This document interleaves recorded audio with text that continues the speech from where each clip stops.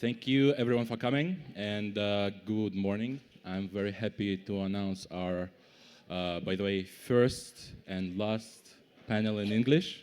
So, hey.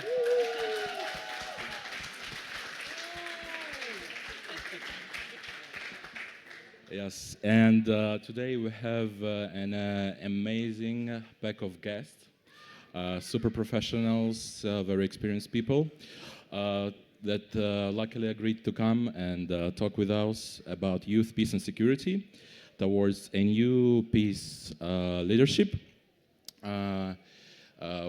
This panel will take around an hour, and then you will have a chance to ask a question and to interact a bit with our guests and probably learn something new.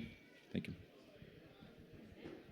Hello, everyone. My name is Gabriela. I come from Colombia. I'm a member of the World House Program also, and I'm also doing my internship here at Rondine. I'm currently finishing my studies in political science and government. And as Ilya said, we're here today with these amazing people talking about youth, peace, and security towards a new peace leadership. Peace building is about building trust among human beings. The role of young people is central to the process, and in this regard, in 2015, the UN Security Council adopted the historic resolution 2250 on youth, peace, and security. But where does the implementation of those provisions stand? How much is the inclusion of youth in peace processes actually enforced? How can the issue be brought back to the center of the international political debate in face of the terrible increase in armed conflicts and military expenditures at the global level?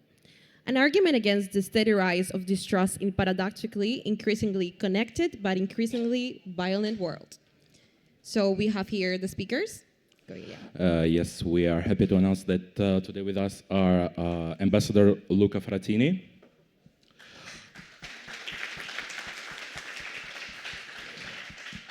Cheap House,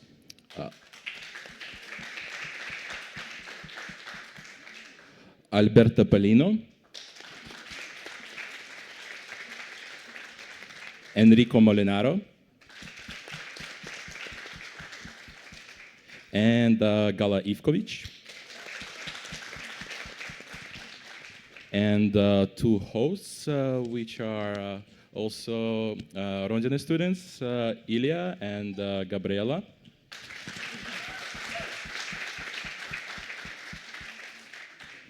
And we would like to start with Alberto Palina. Alberta is the president of the Young Ambassador Society. She founded EAS at the age of 19, and she's co-founded the Y7 and Y20 with a global network of youth associations. After graduating in economics, Alberta worked for several years in a leading global investment bank and financial company in London. And more recently, Alberta founded a social impact startup, Phoebe, the Italian edtech community that has the goal of closing the financial gender gaps. She frequently interacts with global policymakers, institutions, companies, and media to promote youth and women empowerment. Thank you so much for being here, and let's commence. Thank you very much. First of all, thank you so much for the hospitality here. I'm so happy to be here. It's my first time in Rondine. I would like to really thank all the organizers, in particular Jacopo, for inviting me here. It's so amazing to see this energy. I had the opportunity yesterday night and this morning to start to meet some of the amazing young people that are joining the program, and it's honestly, probably this is one of the best places in Italy with this energy, and I'm so happy to be here, honestly. And I'm here today because I want to share with you a bit of my experience with youth and with trying to put youth at the center of policymaker and also in direct touch with institutions, both at national and international level.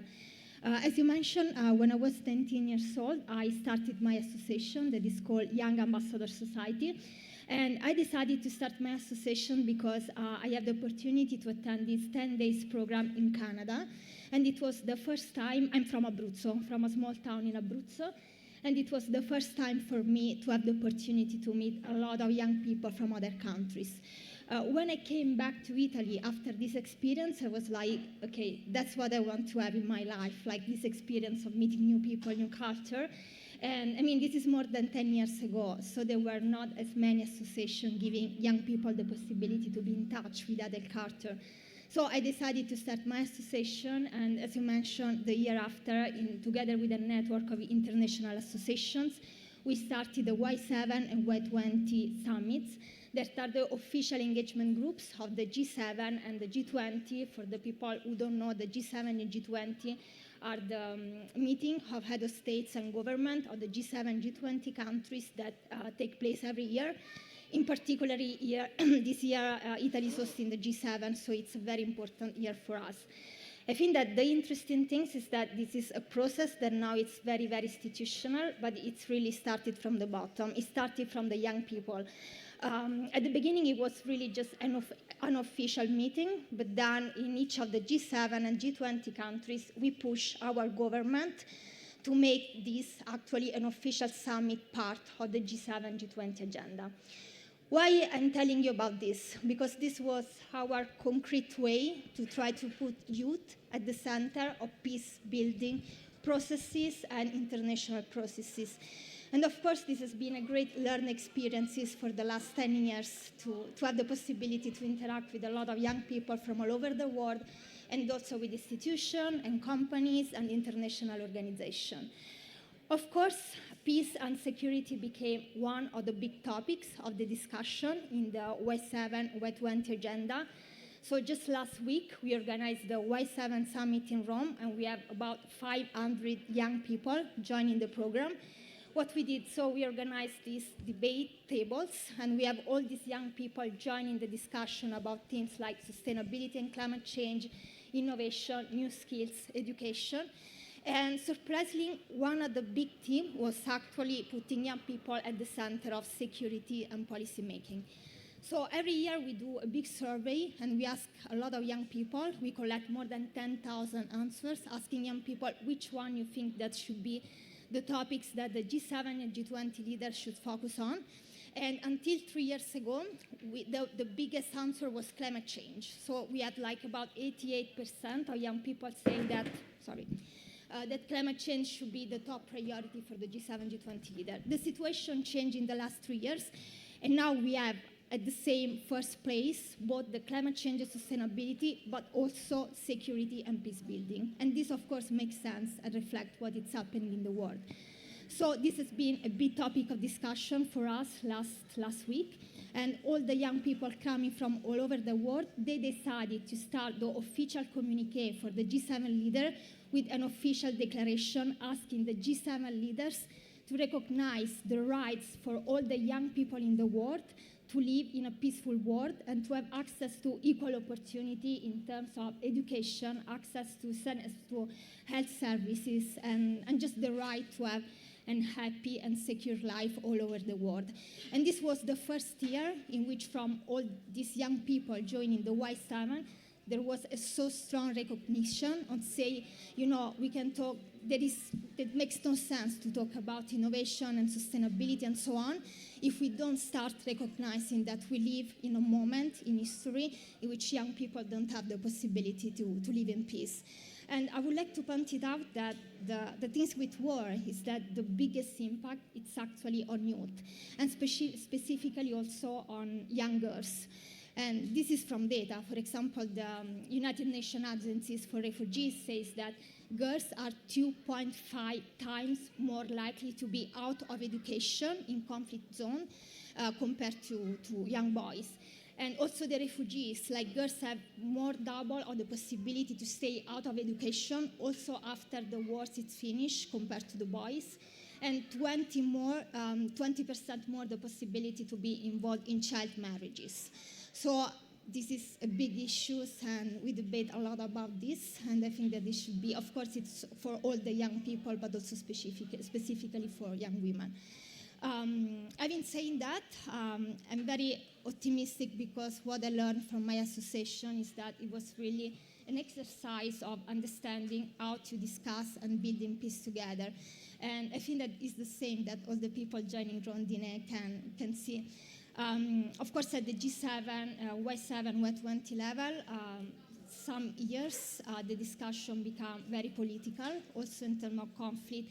Just to bring you an example, last year the G20 was in India. There was a big international issue because the Indian government decided to host the Youth Summit in a territory that was at the border with China. So China thinks that this is territory and India thinks that is territory. So it became a huge political issue, and the bad thing is that the worst was for the young people. This was supposed to be a youth event, but then it became a very big political issues. So this is just to say that even at youth level, unfortunately, there are a lot of situations in which youth are put in the center of political issues that should not directly be directed to youth, but just to government. But on the other side, what we learned with our association is that it was a concrete way to build peace. We see a lot of people sitting together and trying to find common solutions to push forward the agenda on peace and sustainability and climate change, and this is what is giving me a lot of hopes. We saw this year with the Y7 process, thousands of young people joining together. Of course, there are a lot of conflict, but then at the end, they actually managed to negotiate and to find a common ground, a common solution for the final communique. So my message to all the people that are joining the Rondine process is that you are building the peace. I mean, the fact that you are here all together also the young people of Y7, Y20, or whatever processes, and you will be the leader of tomorrow. So if you sit now on the same table and trying to solve issues now, of course, this will be a world of peace. So this is my hope for the future. Thank you very much. Yes, thank you so much, Alberta. I think you've mentioned two important things. First is how the young people can and probably need influence and promote their own agenda by grassroots network cooperation and intense pressure on the government. I think your experience and the experience of other people and organizations clearly demonstrate that this is possible. But it also demonstrates that there is a huge, huge gap in the worldviews and the needs between the young people and adults and the politicians who have been in power for many, many years. And that the crisis, the multiple crises that we are having, they are requiring more swift and urgent solutions. And we need to increase the pressure even more because yet it's not enough. But thank you so much, and thank you for being here. Okay, then moving on, we have the ambassador, Luca Fratini. He's the coordinator of the UN Agenda for Women, Youth, Peace and Security, and the coordinator for training and mediation policies at the Italian Ministry of Foreign Affairs. He's currently leading the process of drafting a new action plan on youth, peace and security for Italy. Prego. Thank you very much. I'll try to be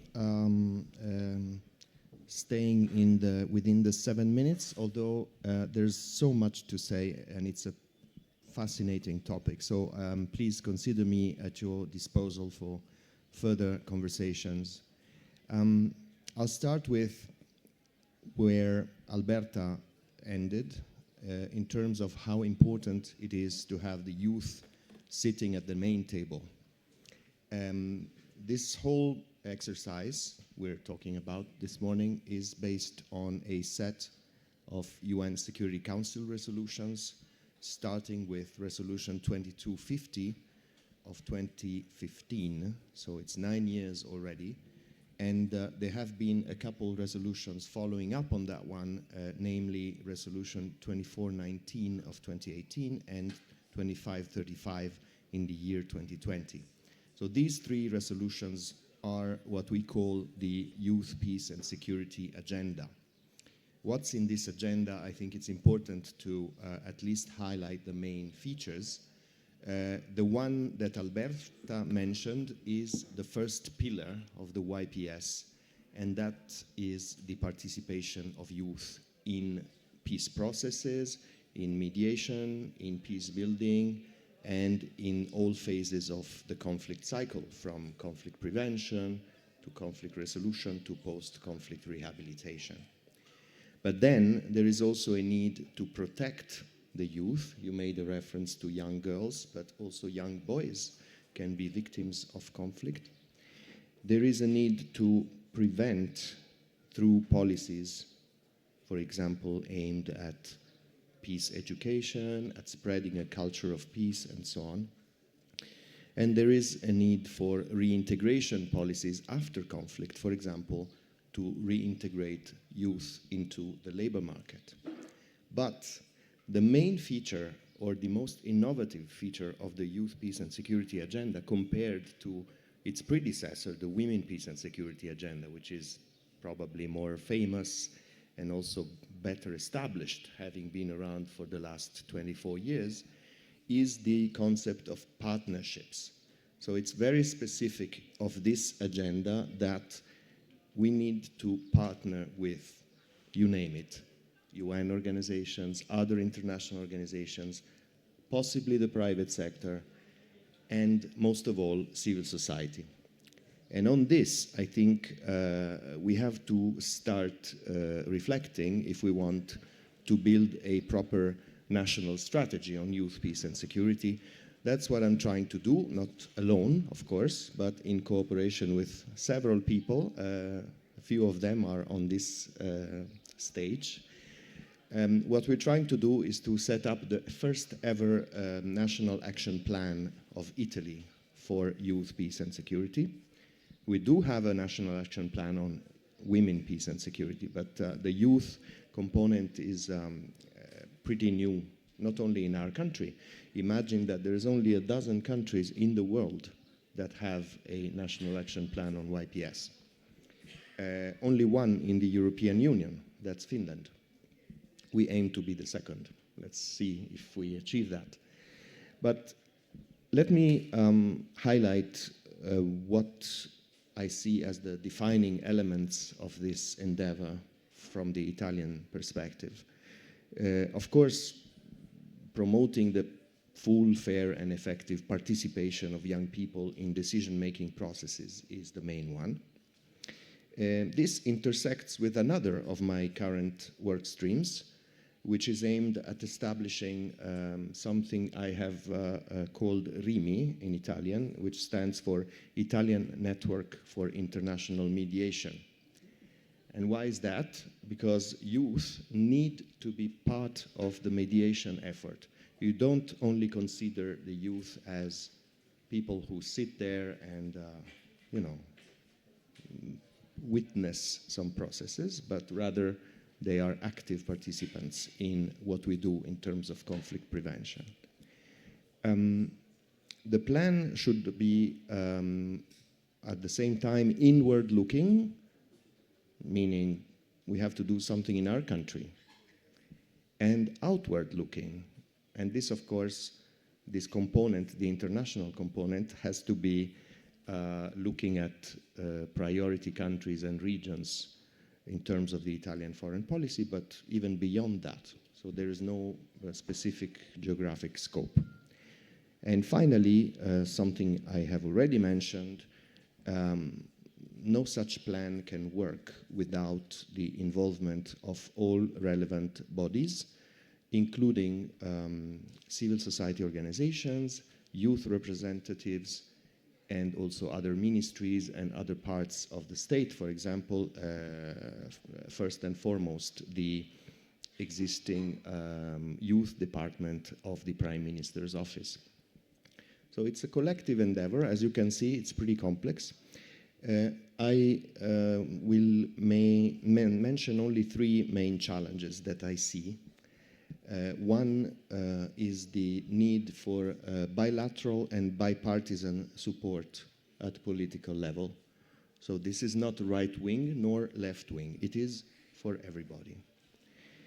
And the second challenge, of course, this applies to many other plans and strategies, is the need for adequate, available, and predictable financial resources. We'll see where that could come from. And the third, at least from my personal viewpoint, would be to have new and reinforced partnerships, especially with young people living in countries in conflict or at risk of conflict. So involving the so-called beneficiaries. Do not draft a plan that is completely Italy-driven, because that will not function. And I will end with an appeal.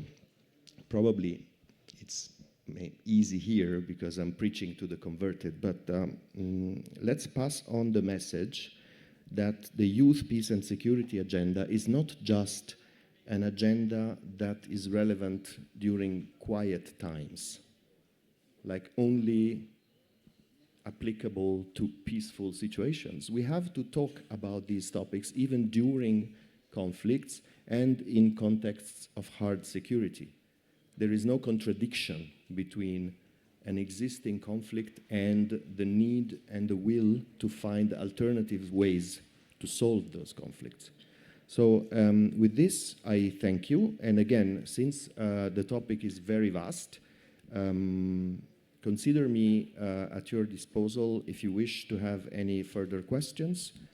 The global endeavor is to develop something that would not only serve this specific country, the country I work for, but that provides a small but significant contribution to peace at large and as a whole, also in close cooperation with many allies and other countries and other organizations, including the UN, which, by the way, since last year have a dedicated United Nations Youth Office. So let's make use of that. Thank you very much. Thank you very much, Ambassador. I think it's very important also to highlight how actually Italy is working in this partnership level, because it's not only important to work with organizations that work with youth, but also the youth organizations that are led by youth people. It's also really important. And how do you ensure, since in the ministry, the participation of youth? Because sometimes they believe that youth, they treat it as this concept as if youth was just an homogeneous group of people, when especially in Italy we have a lot of migration. So it's actually very important. I would like to know more actually about how do you ensure that all people, also young people, are connected in this. So thank you so much. Yes, thank you so much. And our next speaker is Chip House, a long-time friend of Rondine and experienced peace builder and political scientist. He's a senior fellow for innovation at the Alliance for Peacebuilding and is the lead editor of AFP's book series with Roman and Littlefield, Peace and Security in the 21st Century. He's co-author of the book, The Rondine Method, a relational approach to conflict, edited in 2023. The floor is yours.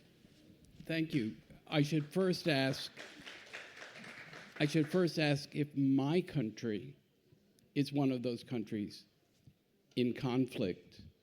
If you saw the front page of La Pubblica this morning, it quotes Donald Trump saying, "I live in a fascist country." So my country is part of the world that has to do youth peace and security. Also, as the only native English speaker, if you think of American as English, as the only native English speaker on the panel, I should apologize for American cultural imperialism so that you have to learn to speak my language, but I don't have to remember yours. Before I begin, I desperately tried to translate this into Italian last night because I felt I should, because I lived in Gorizia 60 years ago as a high school exchange student, which got me ready for Rondine 40 years before Rondine existed in this form, because I lived with a family who were members of the MSI, the fascist party. I played basketball and football with young people almost all of whom were members of the PC, at a time when, if you remember your history, the war in Vietnam was beginning to escalate. And I had to explain lots of things to communists who didn't like Americans for Vietnam, or I fascisti with whom I lived, who didn't like my country for doing civil rights laws, and I had to do it in Italian. But alas, I can't talk to you in Italian today, except I will end in Italian. So let me start with an idea or two, some examples, and then conclude with my take on youth peace and security, which will end with an Italian song. From where we sit at the Alliance for Peace Building, Rondine is state-of-the-art for peace building. Google translated that as avanguardia last night. Because when I do work in peace building, in the book I'm working on right now, I talk about building peace in three ways. The first is internal, inside yourself. And Rondine is brilliant at that. No one in the world does it better. Rondine cannot do for youth or anyone else two other parts of what I call taking peace building to scale. The one thing Rondine has trouble doing, because it's one village, going what I call horizontally. How do you spread peace building to other communities? Even to other communities like Corrymeela in Northern Ireland or Rose Castle in Scotland that do work on reconciliation with youth. But even more importantly, how do we get young people around the world to follow these people, these young people, after they go home? And Rondine alone can't do that. The other thing that I talk about is going to scale vertically, by which I mean, how do we change cultural values, norms in society? And then how do we change public policy so that people like him are not in the minority in their own government, left or right? It doesn't matter. And again, Rondine just can't be very good at that, given the fact that it is one village. So as I think of it, and I ended my chapter in the book with this, is that we need multiple rondine, or rondini in the plural. And so let me talk briefly about three themes, three examples, or four examples. The first is, I went to a summer camp as a child. And we met on Tuesday night with one of the people I had worked with when I was a counselor there, who himself was a refugee from the Soviet Union in Poland as a child in the 1940s. But as we talked, I pointed out to him that the leadership development program, which worked with 15 or 16-year-olds, that I ran when I was 22, it's a YMCA camp, so it's Christian and it serves a wide variety of people. It trains those 15 and 16-year-old boys and girls in conflict resolution skills. Second example is the UN Staff College on youth peace and security. It does other things in youth peace and security that happens to be in Torino. And I had hoped that the woman who looks like she's 30, who runs the program, could be here today, but she couldn't. But how do we build ties with not just national governments, but with international bodies? A third example is my friend Tiffany, who is here from the United States to be here today, and just saw the magic of Rondine in the first 2 minutes she was here. But she's trying to help my team, my friends in the United States, come to see that if we don't understand who we are as people, if we don't realize that we have to live the values that we profess all the time ourselves, we don't do ourselves a good service. And finally, let me talk about the work that my co-author does. Patricia Schaefer runs something called Youth Peace and Understanding that in the United States works with, in the last 2 years, more than 20,000 what we call high school students, very much like the Quadrano program that Rondine is doing with Italian students. It is a project with Rotary, with local school authorities, in which the youth, 20,000 this year, probably 200,000 next year, will design their own projects in their communities, none of which will have the word peace in them. They'll deal with immigrants. They'll deal with climate change. They'll deal with economic inequality. And finally, to end, I'm an old man. And one of the things old people get to do is to learn from their grandchildren. And my grandson, who is now 13, when he was 10, said to me, "Grandpa, kids can solve problems too."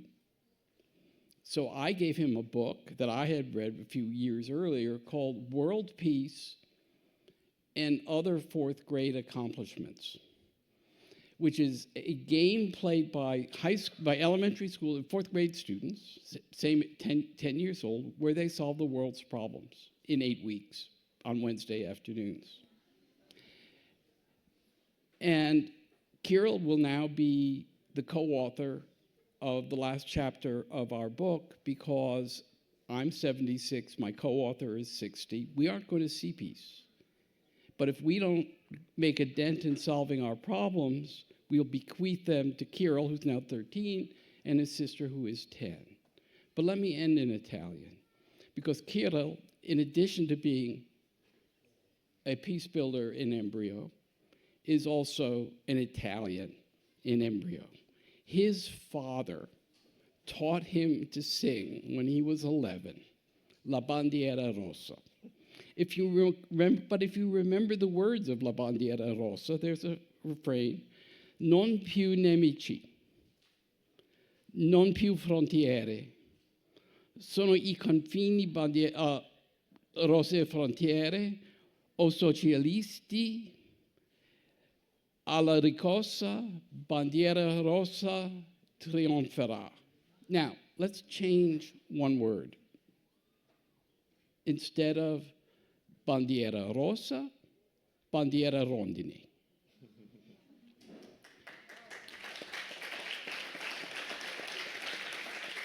Avanti, I will end with this. Avanti popola, bandiera rondine.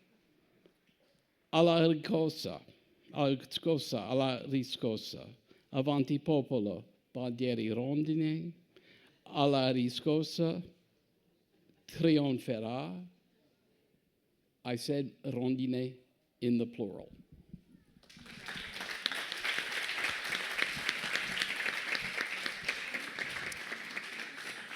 Wow. Thank you so much, Chip. And you have started your speech with an apology for your country's role in the current global processes. And as a person with my background, and I'm Russian, I feel I owe you guys a couple of apologies too, so please accept them.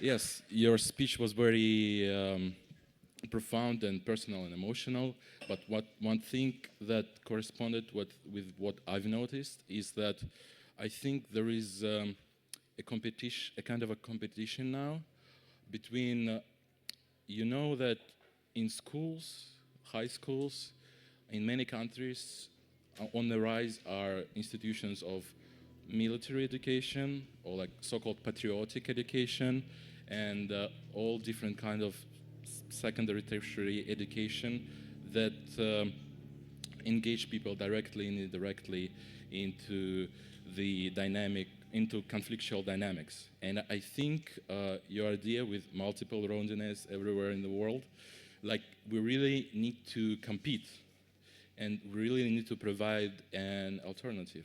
Because if we don't do this, it's gonna be very, very hard. So thank you once again. Okay, next we have Enrico Molinaro. He's the Secretary General of the Italian Network for the Euro-Mediterranean Dialogue, right? And President of the Mediterranean Perspectives through RIDE. He acts as focal point for the Anna Lindh Foundation in Italy. Prego, Enrico. Grazie. Per me è un ritorno a casa perché conosco Rondine da quando c'era solo quel vecchio edificio là sopra. È straordinario questo sviluppo. Oh, sorry, by English. I was shifting to Italian. It happens to me. It happens to me. For me, it's a second home because I came here long ago when there was only the old building up the hill, and so I feel at home. And it's amazing how this dream, this project developed. And as you mentioned, it's a prestigious member of our network, Rondine now. So we already started to cooperate, and in a kind of triangle with the organization at the UN level, UNAOC, and Ambassador Moratinos, who was here last year, the High Representative and Deputy Secretary General, which we represent as a focal point in Italy. So my ambition now, in this 6 minutes left, would be to leave you with a message, with an idea, and possibly with a proposal. Because I was supposed to come yesterday. I wanted to come today because I thought today there was the potential for a new project together. Rondine, the institutions, we have Luca Fratini. Now we discover also the importance of the Youth 7, Youth 20. What can we do together? We mentioned, before talking about an Italian model. What do we mean by Italian model? I tell you my story. I was studying, sent by my professor to Jerusalem in 1994. I was there 10 years, working as a researcher at the university with both parties, at the Prime Minister Office of Israel and the Palestinian Negotiation Support Unit in Ramallah. And we developed together with the youth, with my staff, hundreds of very young people who helped me a lot, 15 Israeli-Palestinian seminars. It's something unique. You don't find in the internet because it was behind closed doors. It was secret meetings because, unfortunately, this was the only way to produce concrete results, such as we gave 20 villages in the West Bank electrical light, the connection to the grid. We succeeded to develop a joint project for a circular economy in Gaza, before the war, of course. And we are developing now a very ambitious project to give 200 million cubic meters water to the West Bank. This is because when people meet, in the way we call it Rondine methodology, in the way the atmosphere is relaxed and people know each other on a personal level, you can reach amazing results that people don't expect in the middle of a war.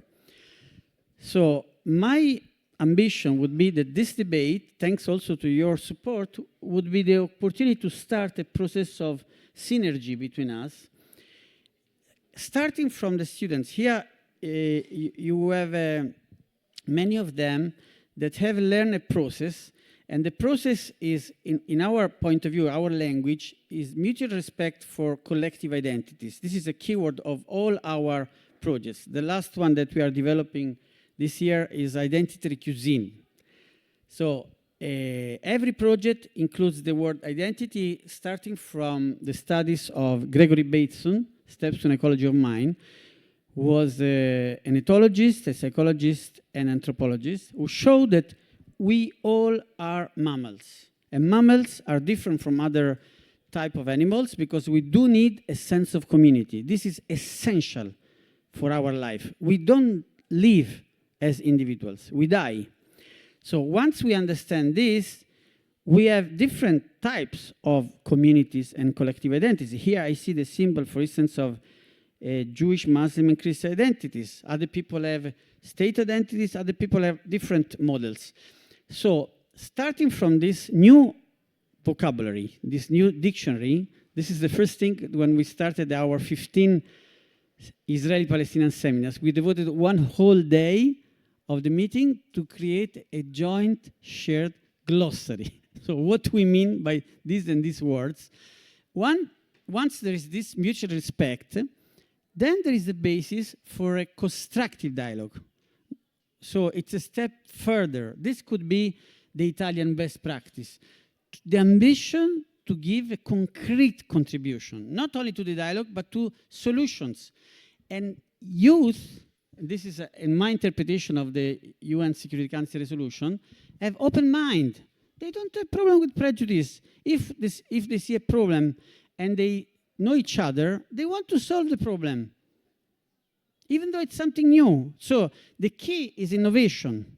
Maybe if I can tell you with very low voice, it's a little bit revolution.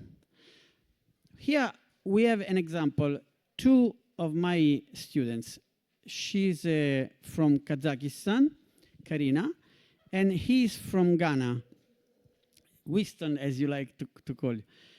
So they come from different countries, but this is the way we work at our network. I sent Karina, who is extremely young, you can see her there, to represent our country, even though she's not even Italian. She went to Istanbul and last week in Brussels to represent Italy in a network of 42 countries of the civil society networks. So youth should be real protagonists, not just beside to help. You know, another assistant, her predecessor, she was 21 years old.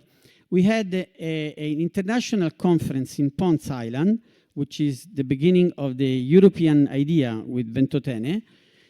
And she was a bit afraid, but I told her, just try, I will follow you.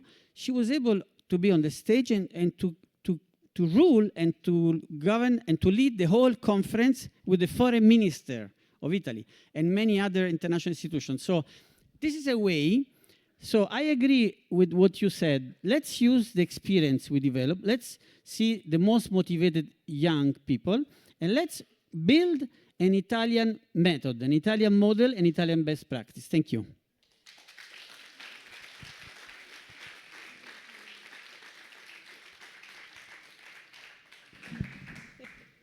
Thank you so much, Enrico. I really appreciate how it's taken into account, because I think youth people, and we can see it in this proliferation of platforms that we see through dialogue, in which the end result is, okay, we discuss about the problems, we discuss about the solutions, but we cannot actually make that happen because we need resources, and we also need the youth in the decision-making bodies to actually make this into a plan. So thank you so much for actually talking about this importance of not only talking about it, but also, again, just moving on to the solutions, because young people, and I believe, and we can see it here in Rondine, we don't only discuss about problems, but we also have solutions that are very important, and that the only thing that we need is basically resources to actually take it into a plan action. So thank you so much.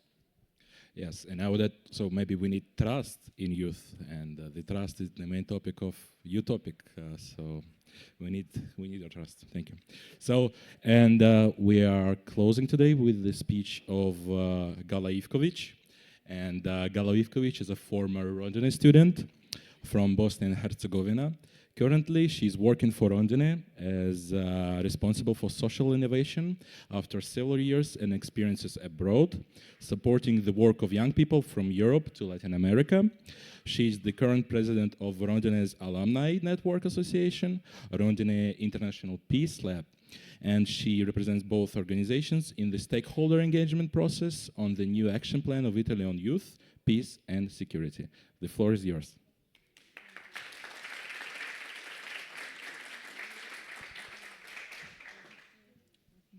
Ora sì.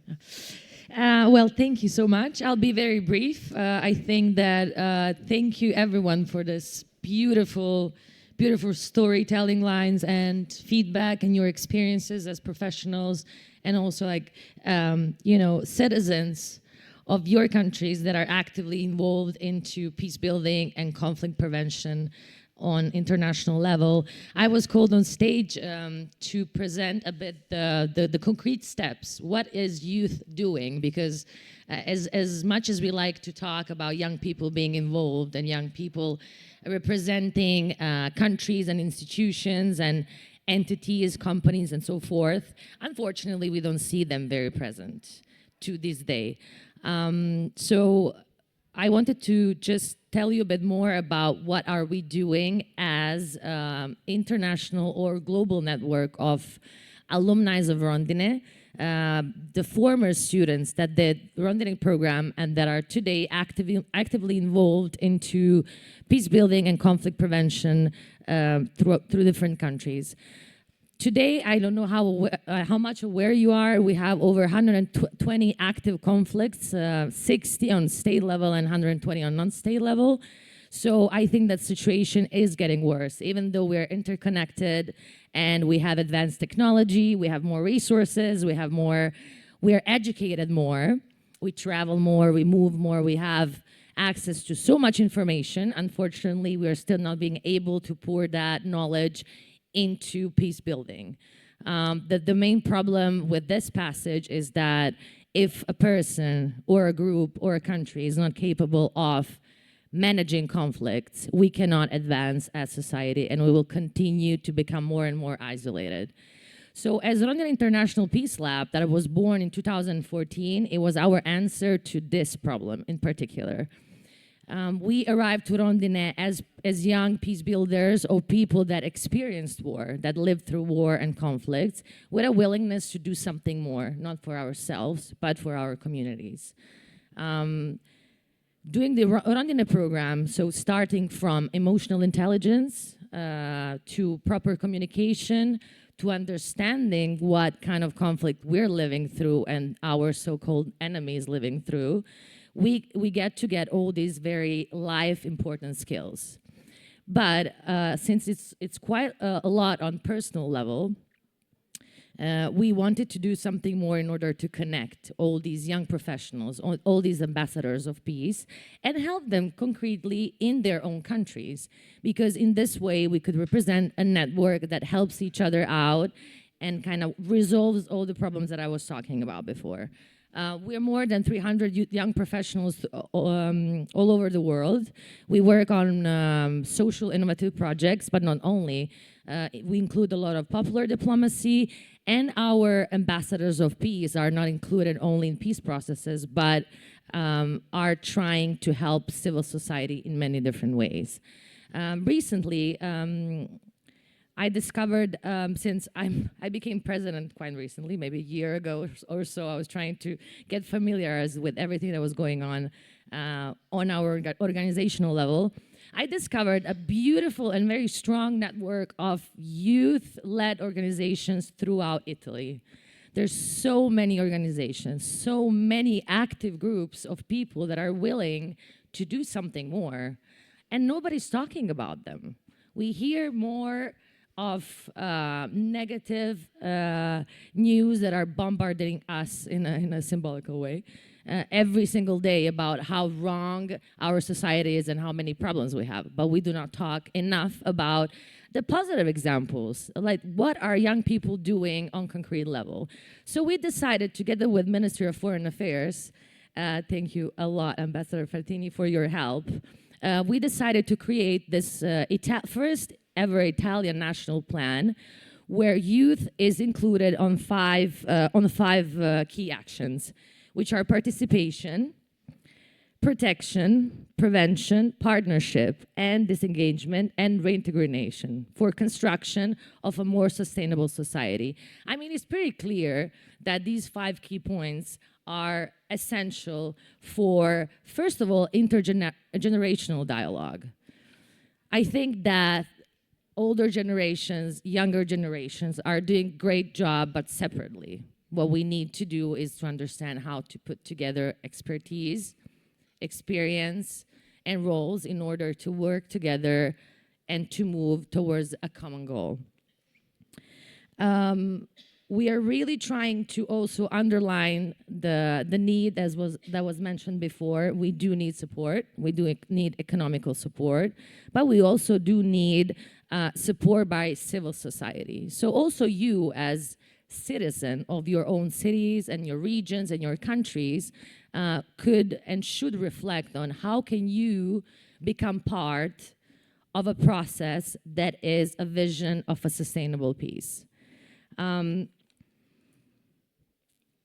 The organizations that signed this manifest, and hopefully they're going to become more and more, I'm just going to mention a couple of them because they really merit to be mentioned in this moment, are Sustainable Cooperation for Peace and Security, ASVIS, National Youth Council, United Network of Young Peace Builders, European Youth Forum, and so on. We hope that maybe by 2025 we will finally have this concrete action plan, and then we can bring the first results. But the idea is to finally include young people into contexts that they're going to live through in their future, especially when it comes to my experience and Rondine's experience. Young people who went through wars and conflicts are the ones that can actually understand what a conflict brings and what war is, and can give plausible solutions to be included into negotiations also between state members and international diplomacy level. Thank you.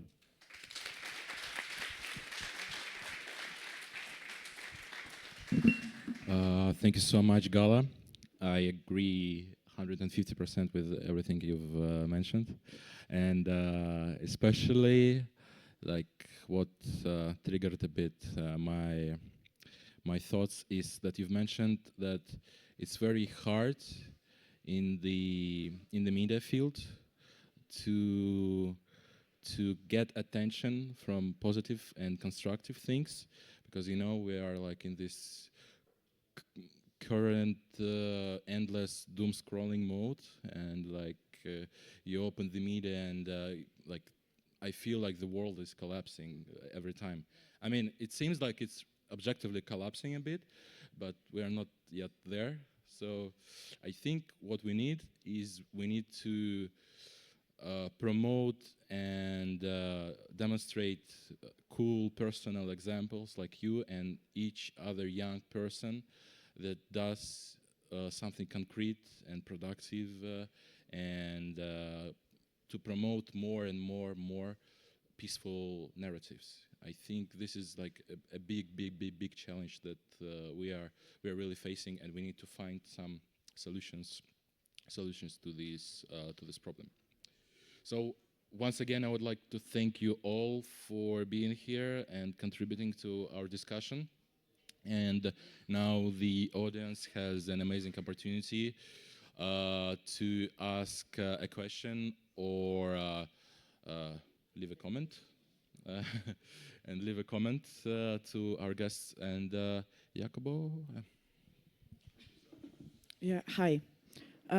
Thank you for this panel. It echoes pressure, though. It's a lot of pressure put on youth to make it better, to do better, but the question is, do better on what? Like, what is the legacy?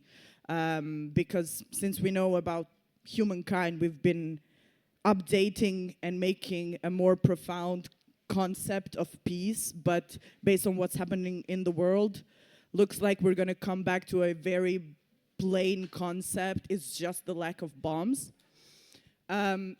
And Rondine is out of this, because I agree with Chief. There's no one in the world that does it better. We have mini rondines all around the world, and somehow this crazy idea that I love it so much, and I love to call it crazy because I still don't get it how it functions, has been going on for more than 25 years.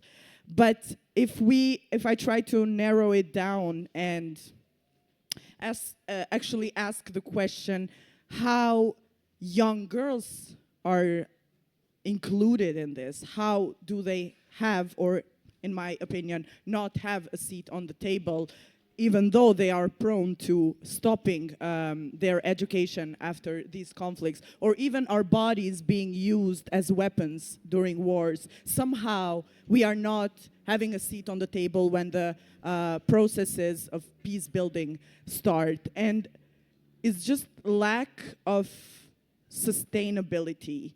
So I'm gonna need an answer from whoever has the most practical thinks that has the most practical answer for this.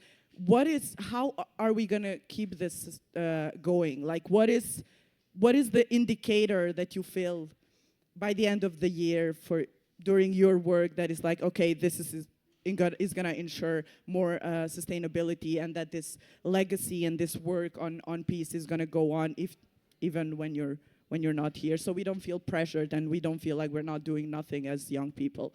And if you're wondering who's asking the question, I'm a World House student, Adelina from Kosovo. Thanks.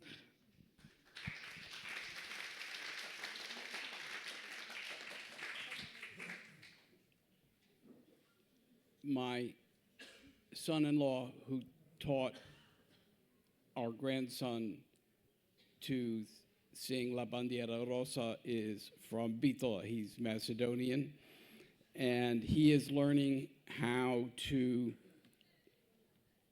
deal better with Albanians. And Kirill, our grandson's best friend, is from Albania, and like his father, his parents immigrated to the United States. So in some ways, that kind of mixing that you see happening in Italy less than in my country, perhaps, is happening all over the world.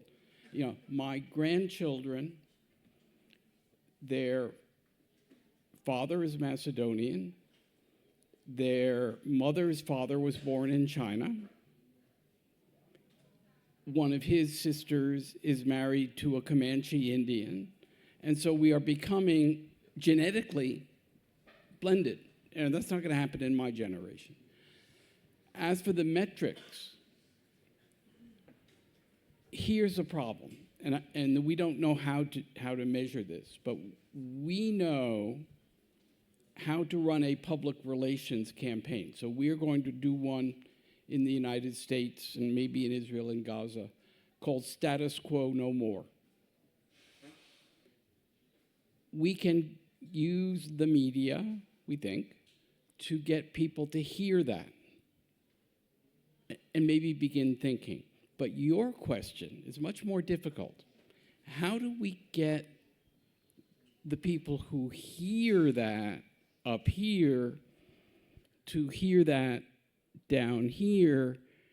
And it's what I call an American cultural norms. He talked about Bateson and the role of changing cultures over generations. And I fear that what lasts will be measured not in public opinion polls, but in the ways the next generations deal. You mentioned young girls, and that's the element that unites the two agendas, women, peace and security, and youth, peace and security, because they are in common to both. And in this respect, that's an advantage, because the youth, peace and security, as I said, is not mature enough. whereas the Women, Peace and Security agenda has been not only going on, but even implemented for years now. And for instance, since you refer to the horrible fate of young girls in conflict, there is a specific part of the Women, Peace and Security agenda which deals with children in armed conflict, where you define children by saying anybody under the age of 18. So the children in armed conflict is an integral part of the Women, Peace and Security agenda, and that's one of the priorities of the Italian 4th National Action Plan on Women, Peace and Security, for example. How do you measure? That's also a good question or sub-question. There is, at the UN level, because of course those are UN agendas, they stem from Security Council resolutions, you have annual reports by the Secretary General on Women, Peace and Security, and now biennial reports on the Youth, Peace and Security agenda. The latest report by Gutierrez on YPS was published on the 1st of March this year. And there are interesting elements in those reports. For example, it is stated that according to scientific studies, I'm sorry I don't remember the exact source, but peace processes where women are included and actively involved have a 35% higher likelihood of being durable and sustainable. I have reasons to believe that if you had the similar data on youth participation, you would find similar results. That is, you need to involve youth in peace processes, mediation efforts, conflict cycle management, for those conflicts to be solved in a better and more sustainable way. I will try to give my very brief and concrete answer. It will be an answer about small numbers, but I think that it's really the more concrete answer I can give. You ask, which one are your metrics at the end of the year? And as an association, we try really to work and to understand which one should be our metrics. You know, what we are working on a lot of projects, but at the end of the day, at the end of the year, what's the impact? So the answer for me is the number of young people that we are able to involve in our project, and we invested a lot also in educational programs. So not only we had the Y7, Y20, giving the young people the possibility to talk with policymakers, institutions, etc., but the other way around, we are also investing a lot in educational programs for youth. So the concrete answer is that at the end of the year, we measure the number of people that we are able to involve in our programs. When I started my association, it was like 10 people per year. You know, it was super small. Now we are able to involve thousands of young people per year, and the goal is trying to get more young people. I started my startup that is about financial independence for women, and it's the same. Like the first year, I have the goal of impacting at least 50 people, but my goal, like in 3 years, is try to have impact on 1,000 people. So my very concrete answer is that, you know, there are very small numbers compared to what's happening in the world. We have 1.8 billion young people in the world now, but my point of view is that as an individual and as youth association, what I can do to change the world, if I can have an impact at the end of the day, at the end of the year on 1,000 people, it will be my small goal to be an actual, you know, try to put an effort to have peace and to have like financial independence for women or youth participation or whatever it is. The thing is that if a lot of people will do the same, like, you know, if each of us is going to have an impact, or just 10 people, 5 people, or 1,000 people, I think that will be a great movement. So that's my real honest and concrete way in which way we can, at the end of the year, really try to understand the impact of the project that we are having. Thank you.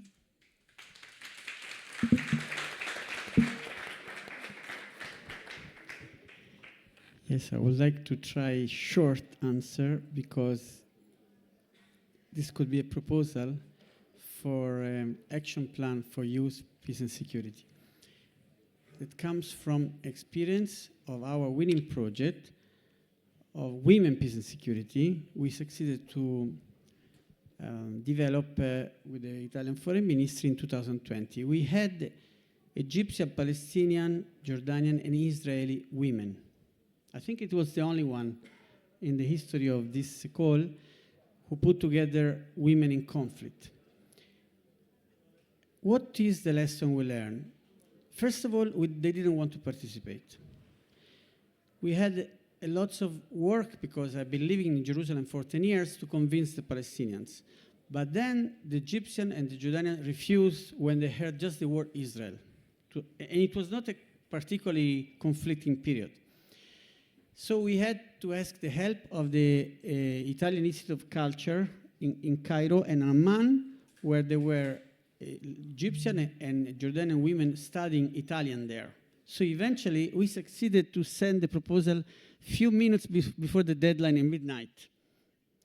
But when we succeeded to have these 3 workshops online, live, so it was very dangerous, the deputy mayor of Ragusa, we were in Ragusa Ibla in Sicily, was moved because she didn't expect such an atmosphere.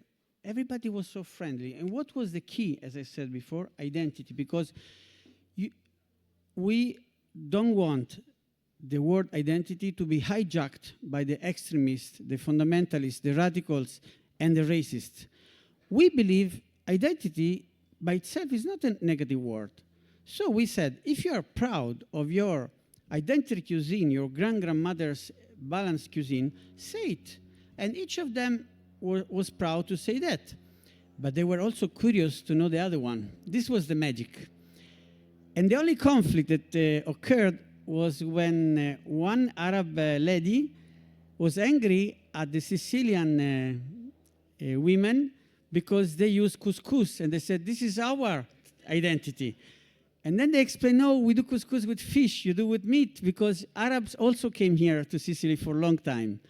So this is an example to tell you that youth, in my experience with so many young people working with me, can represent their identities as something that they long for, because unfortunately, sometimes the memory of the grandmothers is lost, but they want to keep and they want to know the other's identity.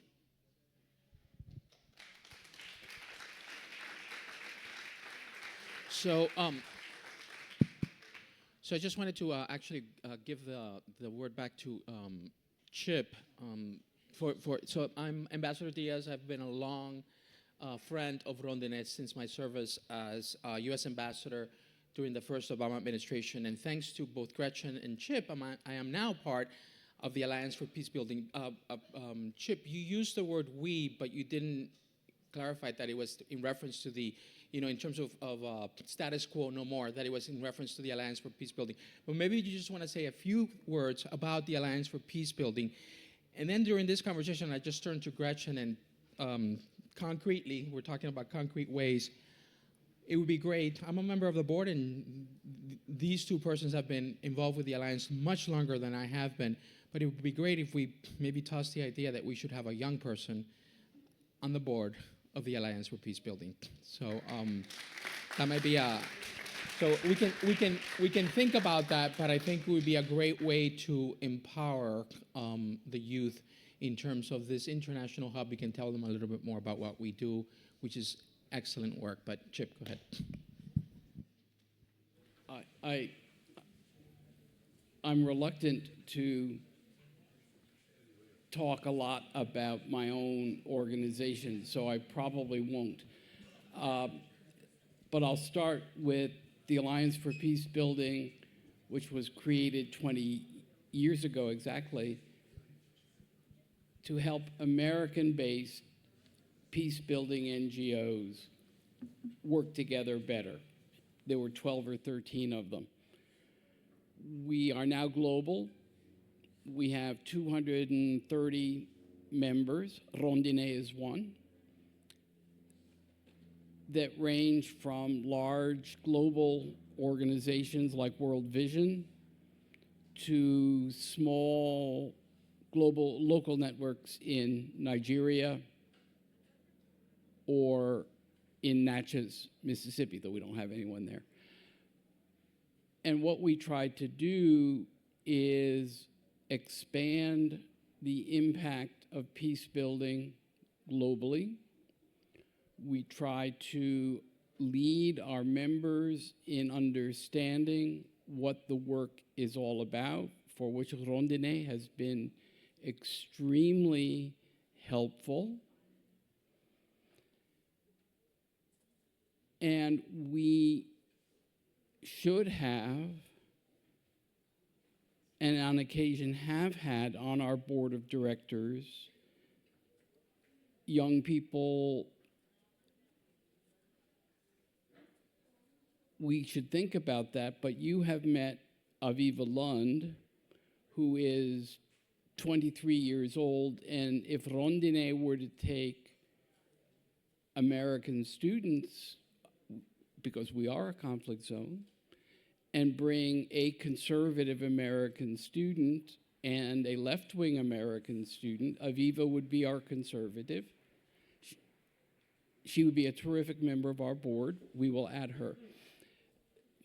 But the Alliance, let me end with this, the Alliance for Peacebuilding does not try to recruit organizations from outside the United States. If they want to join, fine. But there are other organizations that do similar things. So EPLO, the European Platform for Peacebuilding or something like that. There is an organization based in The Hague called GPAC, the Global Partnership for the Prevention of Armed Conflict.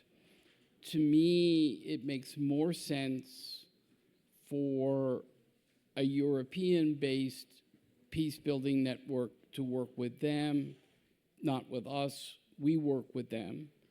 The project that we are thinking about doing on Gaza came to us from two sources. Someone I've known for years who worked in the American military, but also a group in Geneva called Principles for Peace that has significant numbers of Israeli and Palestinian partners. So I don't want, sitting here as, I don't want, if I didn't want to engage in American language imperialism, Liz will probably kill me for this, nonviolently. I don't want to engage in American NGO imperialism because we should not be running this. Thank you so much.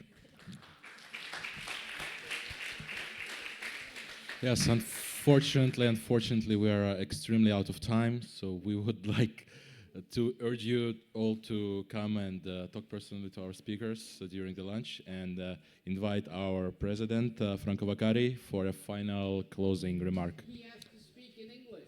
È un italiano.